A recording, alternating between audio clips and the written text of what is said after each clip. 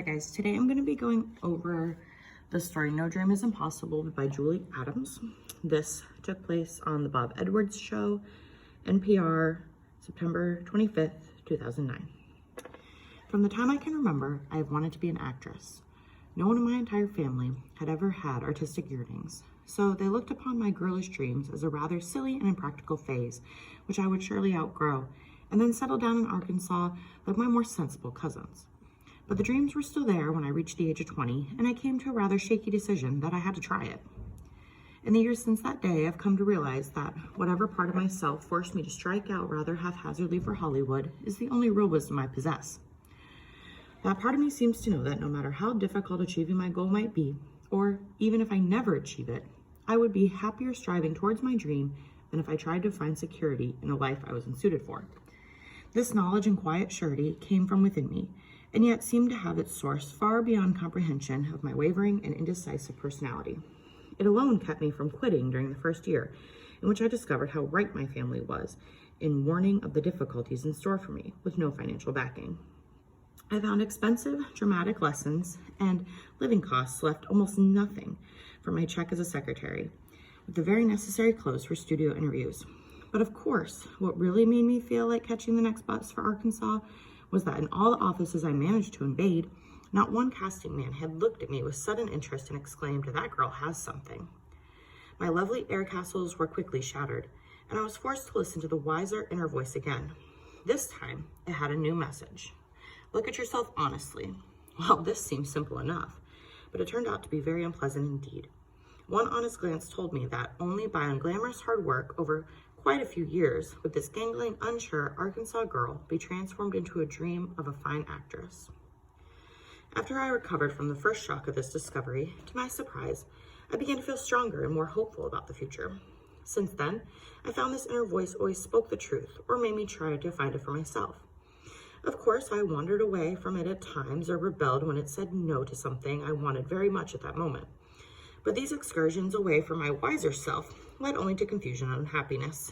Strangely enough, now that I've climbed a couple of rungs of the long ladder up, sometimes I find it hard to listen to the inner voice than when I was alone and struggling. It's a very quiet voice and is easily drowned out by outside babble. But one word from it is worth a book of advice from the best intentioned friends. The voice seemed very stern at times, and as it makes me accept the responsibility for my failures and shortcomings, instead of excusing them or laying the blame elsewhere. But while it takes away petty egotism and silly pretensions, the voice whispers of things that send my thoughts and images soaring. It tells me no dream is impossible, because faith in my inner self will guide me to its fulfillment. This belief in my inner self banishes fear and doubt and frees me to live and love and work to the fullest. So now I'm going to read what's in the box on that second page. A dream realized. Born in 1926, Julie Adams grew up dreaming of becoming an actress. Even though many young women hope for success as actresses and are disappointed, Adams listened to her inner voice, followed her dream, and found success. She has acted with some of the greatest stars in Hollywood: John Wayne, James Stewart, Elvis Presley, and Charlton Heston, to name a few.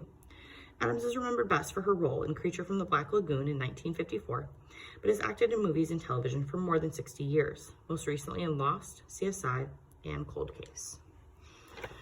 Okay, so you should have annotated that story. And we only have 5 questions that go with this one, so it's really important that you paid attention to details in order to answer these. Let's get to the questions.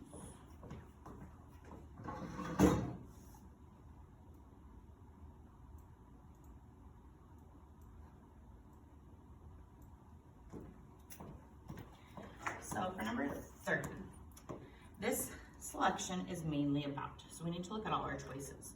We have the importance of luck in finding success in Hollywood. Well, I'm going to get rid of this one because it says luck. She didn't get lucky, she had to work hard. G says the need for adult guidance. She actually had to ignore them and listen to herself. Otherwise, she would have stayed in Arkansas, so get rid of G. The limited career opportunities for women in Arkansas. She had opportunities, but she wanted to be an actress, and she couldn't do that in Arkansas, so that doesn't work either. But let's check and make sure J is the best. The importance of trusting is oneself. That's what this selection is mainly about. She talks about her inner voice.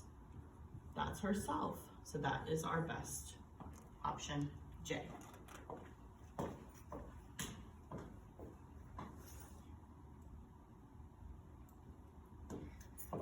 This 31 says, read this sentence from paragraph 3. The best advice I can give you, and you need to listen to this, is when you get a quote in a box, you need to only pay attention to that box. Forget the rest of the story. Because they're going to give you choices that go with the rest of the story, but they want you to focus on this sentence. So this sentence says, one honest glance told me that only by unglamorous hard work over quite a few years, would this gangling, unsure Arkansas girl be transformed into my dream of a fine actress. In this sentence, the author admits that A says her quest would be more difficult than she had thought. So let's see, only by unglamorous hard work over quite a few years would this dream happen. So maybe, let's keep A. I like that one. Hollywood directors didn't think she had much talent. So this is an example of one that is maybe possibly in the story, but is not in this quote. So get rid of B. C says it was time to start thinking about a different career. She didn't say that. She just said she had to work hard. So get rid of C. Acting was not as much fun as it had once seemed. Again, she didn't say that either. She didn't say anything about fun. So the only one that fit was A. Her quest would be more difficult than she had thought. She's gonna have to work hard. It's not just gonna happen overnight like she had thought. She thought she'd go show up and just start getting roles, but she has to work hard.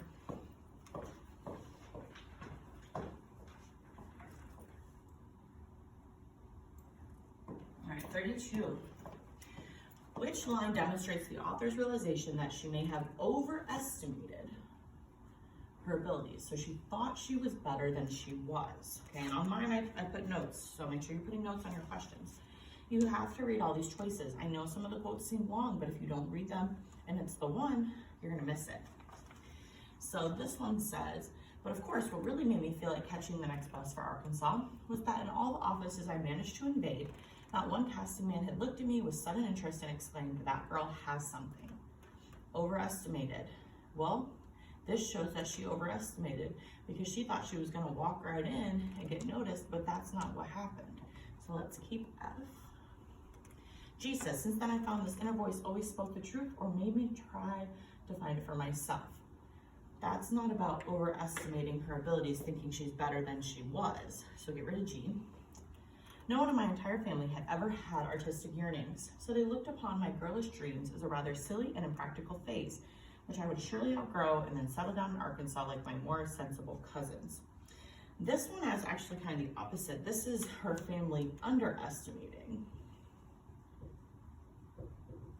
her abilities. So that's why that one doesn't work. This is about her family, not her, and they're underestimating her. She overestimated. She thought she was better than she was. They thought she was worse than she was. J says, it tells me no dream is impossible because faith in my inner self will guide me to its fulfillment. Again, this is her realizing that she has to work hard, but it's not her overestimating, thinking she's better than she is.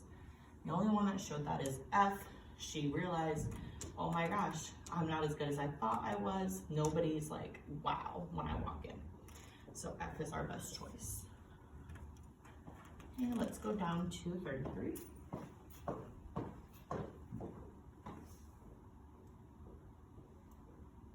In paragraph 2, the author suggests what? So we need to only read paragraph 2.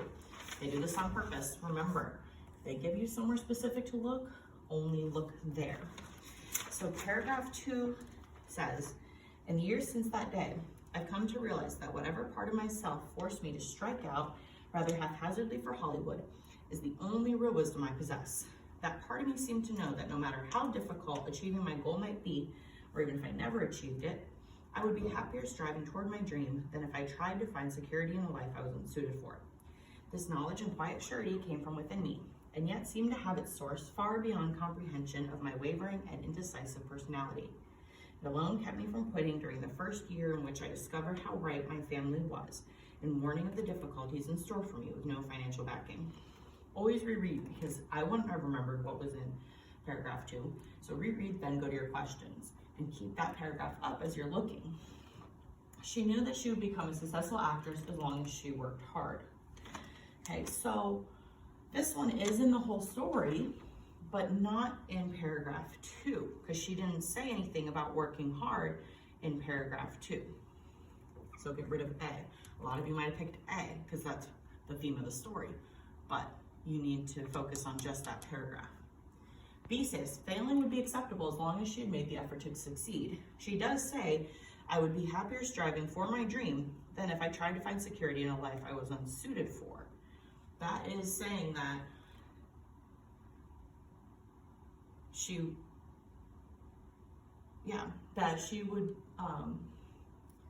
be happier doing that than quitting. So right before it, it says, that part of me seemed to know that no matter how difficult achieving my goal might be, or even if I never achieved it. So she's saying, like, even though it's really hard, like, she still wants to try. She doesn't want to look back and think, oh my gosh, I should have tried, I gave up, what if I had kept trying? So keep this one. See, life in Hollywood is made more difficult by pressure from her family. She does talk about her family at the very end, but she just says that they were right in warning her. So she doesn't say they're making it more difficult. And D says it would have been wise to have gotten a job before pursuing her dream. Now in paragraph 3, it does talk about her job. She did have a job, but that is not in paragraph 2, and that is not what she's suggesting. So the only one that fit was B. Failing would be acceptable as long as she made an effort, because of the line where it says, that part of me seemed to know that no matter how difficult achieving my goal might be, or even if I never achieved it, I would be happier striving toward my dream than if I had tried to find security in a life I was unsuited for.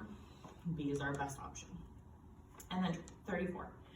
The title of the boxed information, A Dream Realized, best reflects the juxtaposition of which two concepts. So remember, juxtaposition means side by side.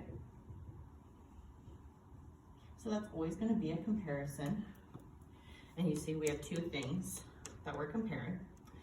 So remember the box information I read you, where it says a dream realized. This is in third person, and this is facts about what happened after she became successful. Okay, so I put some notes in my story. So when I had the box information, I wrote down third person after she was famous and successful.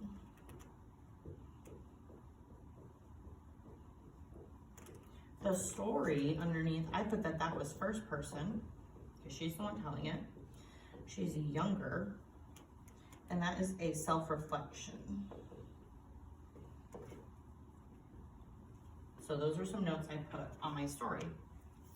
So now I need to decide what the boxed information and the story have that are opposites, because they do go together. They go with the same person, but how are they opposites? So let's look at our choices. The first one, we have irrationality versus rationality. So this would mean that she was irrational. She thought she was amazing, she was going to make it, or she didn't try very hard and she did things the wrong way. That's not what happened. And then if we look at the rationality for the box information, rationality means she thought about things rationally. She thought about them and carefully considered them. That was in the first story, but in the box, that has nothing to do with her. So get rid of that one. Good versus evil. I mean, I think they just gave us a throwaway answer here. There was nothing good and evil about this information, so get rid of G. Ideal versus actual. Well, in the story, she talks about what she wanted to happen, her self-reflection, what she ideally would like to happen in the future. Actual means what actually happened. Well, the box information does show us that she was famous and successful, so I'm going to keep that one. Originality versus banality. Now, even if you didn't look up banality, you should know that's the opposite of being original, but if you looked it up, it means not original. well, she was being original in the first one, but she's also original in the second one by being successful and being on her own shows and movies. So there's no way this shows her not being original. So that one doesn't work either. So the only one that fit that one was H. For these, you really have to look at both parts and say, okay, does this one fit this one? Does it fit that one? You need to know what all these words mean too. So if you're not sure, you have to look them up. Okay, so that one was No Dream is Impossible.